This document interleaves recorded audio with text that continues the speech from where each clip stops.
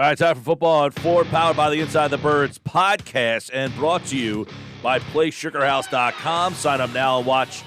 They'll match your first deposit up to $250. Go to PlaySugarHouse.com and we'll win real money with their sports books along with casino games from the comfort of your home. Must be 21 or older. Gambling problem? Call 1-800-GAMBLER. Geoff Mosher on a Mosher Monday edition of Football at 4. And he joins us now on the Boardwalk Honda hotline as big news from the Eagles today. What's the impact of Doug Pederson testing positive for the coronavirus as we welcome the birthday boy, Geoff Mosher. What's up, pal? Hello, fellas. How you doing? Happy birthday to you first. Appreciate it. Everything is well on our end. So much going on. The impact of this, though, I mean, it almost seems now like in sports, okay, people are getting it. We don't know what it means. But Doug Pederson did speak today. What is kind of the ripple effect of losing your head coach? You know, what are they doing? Is there a huge impact to this right now? Well, I think that it would be more impactful if it were one of these teams that had a new head coach who was trying to implement in a very short time and with a lot of restrictions, a new culture, a new scheme. But you have a coach here in Doug Pederson who, yes, they've had some coaching change this offseason, but he's got an assistant head coach in Deuce Staley who has been here for quite a long time, predating Doug, actually. He's got Jim Schwartz, who's been here for as long as he's been here. And so right now there's not a whole lot of on-field coaching that you can do outside of doing walkthroughs. And so we had a Zoom session with Doug Pederson today, and he has told us that he was feeling great and fine, and that he had recently wrapped up his normal day's worth of individual and group Zoom sessions that he continues to be able to do and will continue to be able to do while he is away, and that anything done on the field from a walkthrough standpoint for the next, I think, 2 weeks it is, can be led by Deuce Staley, but Deuce and Doug will be in constant communication also. So it's almost like Deuce is carrying out the blueprint and the game plan that Doug has already put in place. And Doug said that he, did a lot of the planning, contingency planning during the summer for cases like this. Probably didn't assume it would be him, but he certainly had plans in store. So I'm not trying to sit here and sugarcoat the situation. He's obviously got COVID and he's not with the team and he's away in quarantine. However, there's just not a whole lot when we think about team preparation for the season and we think about training camp and your practices and your one-on-ones and things like that. None of that stuff is going on right now. So there's really not a lot that he could do even if he was there. And there's not a lot that he's not able to do because what he's done, for the last, week or so, a lot of that has been socially distant courses or Zoom sessions. Right. So essentially, even though he has the coronavirus, he hasn't been around any of the players, correct? Yeah, I mean, I'm not 100% sure of whether or not he's had interaction with players or not, and how much time he has spent in the building as opposed to not. But, there was that report that one staff member, Press Taylor, also got sent home just to be sure, right, that he doesn't also have the coronavirus. And Doug said today he still thinks the building is a very safe place. So I believe Doug has been in the building, but I just don't know how close he has been to players because they aren't doing anything outside of strength and conditioning and walkthroughs. Right, because the report was that he believes he contracted the virus outside of the facility, which would suggest that he has been in the facility, but that he believes he got it from someone outside of the facility. Right. And he wouldn't comment today on where he might have gotten it or who he might have gotten it from. And I think he's doing that for a number of reasons, privacy first and foremost for both himself and whoever he might have been around. But yes, so the answer is, it's, if you're going to, and he even made this point, if there's going to be a time of the year where your head coach contracts COVID, better it to be now than sometime in the season or a week before or playoffs or not. And again, not to say he can't, I don't know enough data on whether or not you can get this thing twice or not, or how it works. But at least if you're going to be out for anything, it's better to do it now than have to be out later. We've been talking about what if you lose your starting quarterback for a big game in this season due to COVID-19. Well, this is the first time I've sat here and go, whoa, what if you lose the head coach when you're up against, say, the Dallas Cowboys and you got to throw in somebody with little experience to start calling the game and calling the plays? Yeah, and that'll be interesting. Obviously right now Deuce Staley takes over. He is the assistant head coach. You wonder how this would be if it were, say, a Week 4 game. I believe Deuce Staley would still have that title, of course, of assistant head coach, and I do believe he'd carry on the message. But Press Taylor is in charge of the passing game, and that's a big thing on what the Eagles do. And remember, if Doug or another coach were to be gone, it's not like they're extinct or wiped out. You can talk to them and game plan with them just virtually. So the key here is Jim Schwartz, who has he's not like, to me, like the co-head coach. He's going to coach the defense. He's going to preside over the defense. And I'm sure he's going to be leaned upon for a little bit more leadership and just kind of expertise in day-to-day operations than he would normally be. Geoff Mosher, Football at 4, powered by the Inside the Birds podcast. And I guess another question that came up today that was talked about a while back, and that was, this weekend there were 2 starting quarterbacks that ended up on the COVID list. And this was something that was brought up a couple of months ago about the possibility of quarantining a quarterback, given the importance of that position, and having somebody kind of, put away in a bunker almost at all times, so that person is not really working out or doing anything, that he's just studying and prepared in the event that Carson Wentz got coronavirus, Jalen Hurts has been quarantined. Is that something that's a possibility?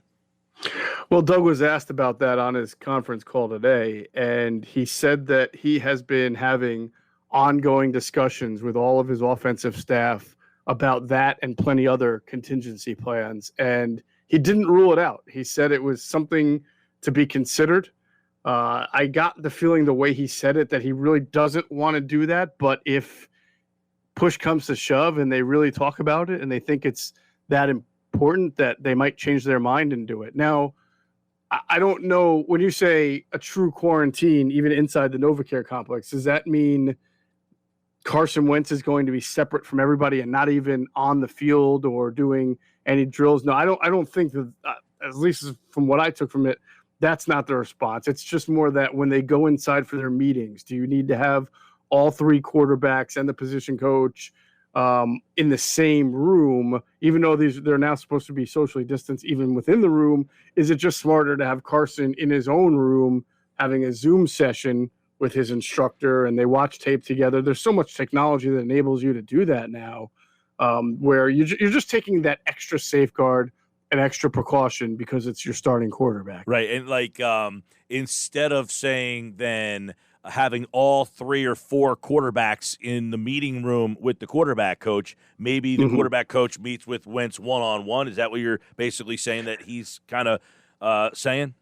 That's what I was insinuating from it. Plus, there's also other meetings that the quarterback's involved with. Sometimes they have offensive meetings where you have the entire offense in a room. You've got the quarterback center meetings that take place a lot, which are a lot about snap counts and things like this. Well, that's usually on the road when you're preparing for a really loud place. The Eagles and no team will have to worry about that, it seems, this year, as far as, silent counts and things like that. But you do want your center quarterback snap exchange to be perfect. And you do have your quarterback and center reading, watching tape a lot to read defenses. They want to know where the blitzes are coming from. That's another example of a meeting that a center can be in one room, a quarterback can be in another, a coach can be in another, and they can share the film that they're watching, doing screen shares and things like that, where they don't have to all be, joined together in the same classroom. Can you see a scenario where something like Miami and St. Louis, when it comes to baseball, is going to happen in football, where there's just such extreme outbreaks throughout all of these locker rooms to the point where they might have to start canceling games? Some teams might not get the 16 games in, and then they got to figure out a way to make the divisions work in terms of who wins the division? Yeah, I think I can see that scenario happening.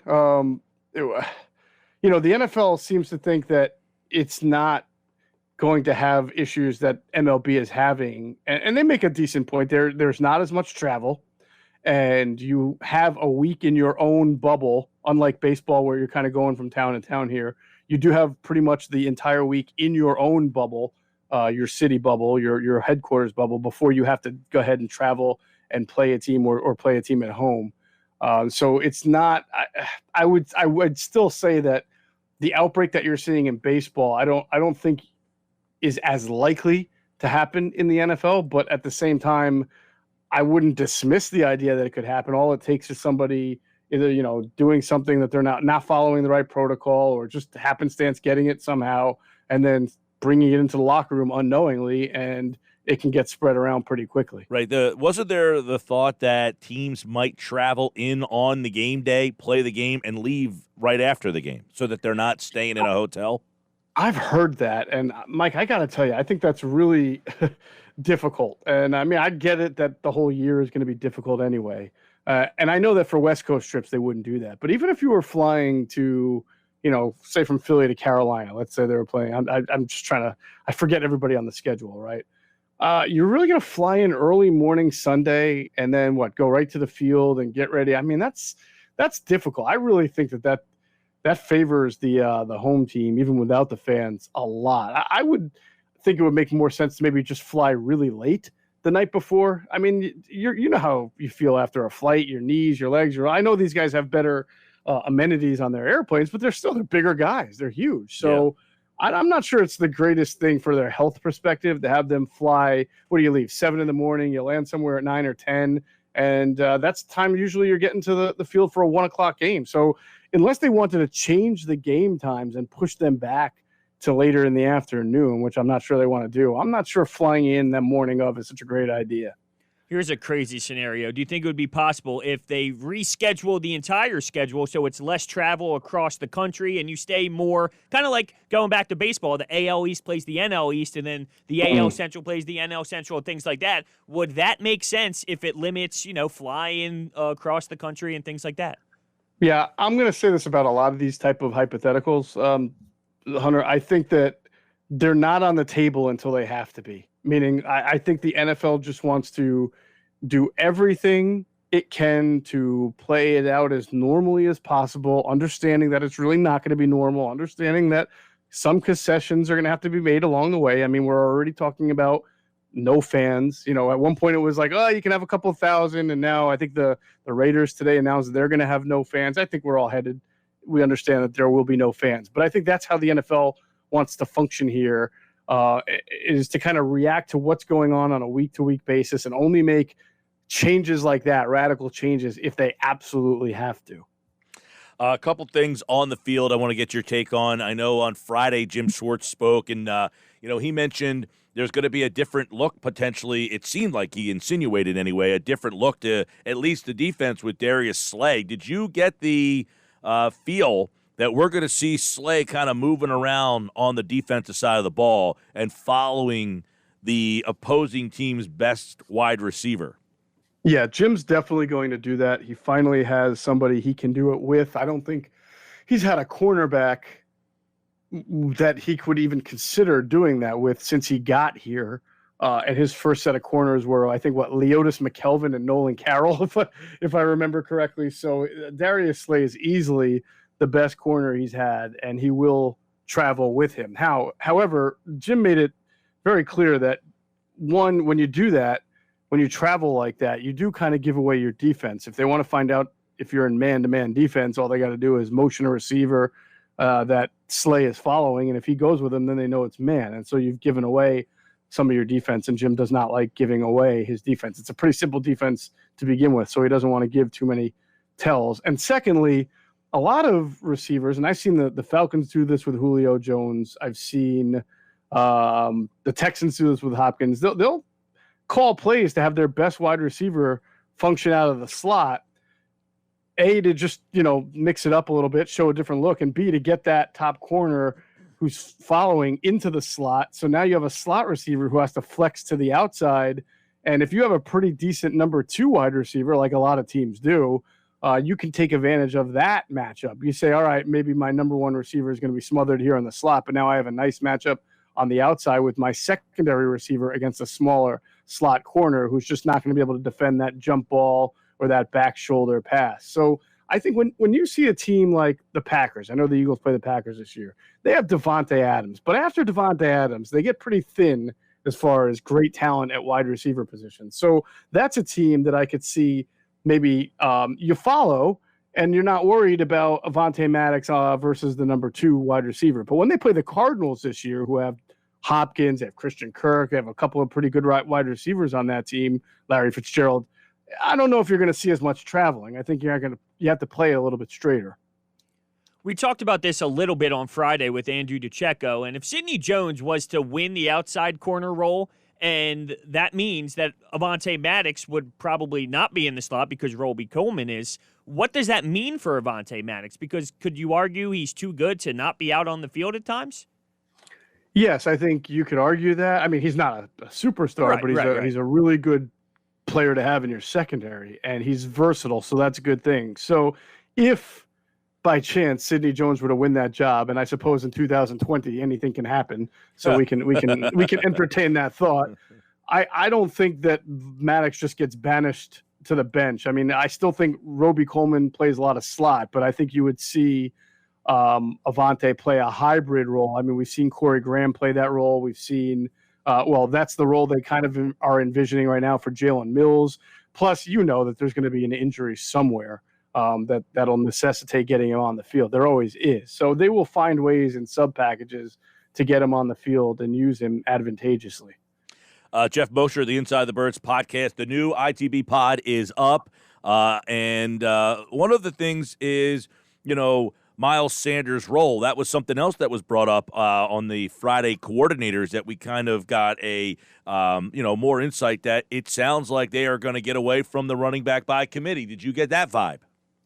I mean, I've been saying that for almost 7 months now, that I felt like ever since they drafted Miles Sanders, that was the beginning of the turning point for Doug and his running game, and that he was now finally going to get himself a 3-down running back. And yeah, I think Deuce Staley confirmed that. He said, I'm not worried about monitoring his touches. He said, this is a guy you just give the ball and go. He's young. He's in his second year. He proved a lot as a rookie. So why would you take the ball out of his hands just to say, hey, I've got this nice committee going? So it's just not something. I know that Doug has never gone any other way but committee, and I've heard the argument that this is what Doug likes and prefers because that's his history. But that's like me saying that Andy Reid's history, if I were to judge Andy Reid's history of wide receivers after his first 4 or 5 years coaching, all you would think about is James Thrash and Todd Pinkston. But look at Andy Reid's history of wanting good wide receivers in the last 10 years, whether it was Deshaun Jackson or Jeremy Maclin or Tyreek Hill or Sammy Watkins or now McCole Hardman. He likes really good, fast wide receivers. He just did a bad job earlier in his year of his career of being able to get them. And I think the same applies for Doug Pederson. Yes, he's had a committee, but look at the hand he was dealt every year. He never really had a 3-down running back who has Miles Sanders' type of capability. So now that he does, I think you'll see him use Miles Sanders like that 3-down running back, and you won't see the committee approach. I still think you'll see other running backs used. Yeah. I mean, there always was, but just it's going to be like 2-1. Yep. Good stuff there. Real quick, I know that Goodwin opted out last week, and that kind of was news, later on that week. I wasn't here, and Alshon placed on the PUP list. With Goodwin out, Alshon not ready to go, do you feel that both Watkins and Hightower both make the because it seemed like before they were kind of in a battle with each other, or maybe with Goodwin, but how does Goodwin opting out kind of change the wide receiver training camp all of a sudden? Yeah, you can say it opens up the door for a Watkins or a Hightower a little bit more, because I do believe Goodwin would have made the team. He's a veteran. He has speed. You can't count on rookies. So if Deshaun were to get hurt, and the history is that Deshaun's going to miss a game or two at least, then Goodwin would have been a nice option to slide into that Z and at least give you a vertical stretch presence, even if he's not going to catch a lot of passes, kind of like Torrey Smith did a couple of years ago. So with him being out, it certainly opens the door. But I think the door is really more open for Howie now to kind of have to go out and sign another veteran wide receiver. Obviously not a big name. There's not a lot of big names out there, and not a lot of money. It would be a 1-year deal. But I think, given the fact that it's going to be tough for rookies of all types of rookies to acclimate this year with this training camp the way it is, it's going to make sense for Howie to get a veteran. And maybe he'll wait a little bit because he wants to give these guys a shot. Yeah. The team's always signing guys after the cut down day, and that first 53 is not really the official one. It's usually the one that comes 24 hours later. That's your real 53. So it wouldn't shock me if after cut down day he's looking for a wide receiver to bring in. All right, so we'll leave you with this for the listeners out there. In some people's mind, they're hearing camp is open, training camp's going, stuff's happening. When will the players actually start to get and report to camp and start getting out on the field? Well, again, they can get on the field now for walkthroughs. I mean, if you're asking when do they start actually practicing, where there's some kind of competition. When will camp be right? When will the competition start? Okay, 2 weeks. Yeah, I think August 16th, I believe, is the day for that. So right now they're in a prolonged strength and conditioning phase, and then the next phase will be non-padded practice or non-contact practice, and that's when that starts in a couple of weeks. And then a week after that, they'll put the pads on. So we're still 3 weeks away from kind of legit competition. All right, Geoff Mosher, Football at 4, powered by the Inside the Birds podcast. And, of course, check out the latest edition. They go deeper on some intel on Doug Pederson and more on this Eagles as they get ready for, as you just mentioned, training camp in a couple of weeks. It's technically kind of training camp going on. They're doing a lot of virtual stuff. And, of course, he, like all guests, appeared via the Boardwalk Honda hotline. All right, Moshe, happy birthday, man. All right, fellas. Thank you very much. All right. And the Football at 4 on 97.3 ESPN brought to you by PlaySugarHouse.com. Sign up now. They'll match your first deposit up to $250. Go to PlaySugarHouse.com. Win real money with their sports book along with casino games from the comfort of your home. Gambling problem? Call 1-800-GAMBLER. Must be 21 or older to play.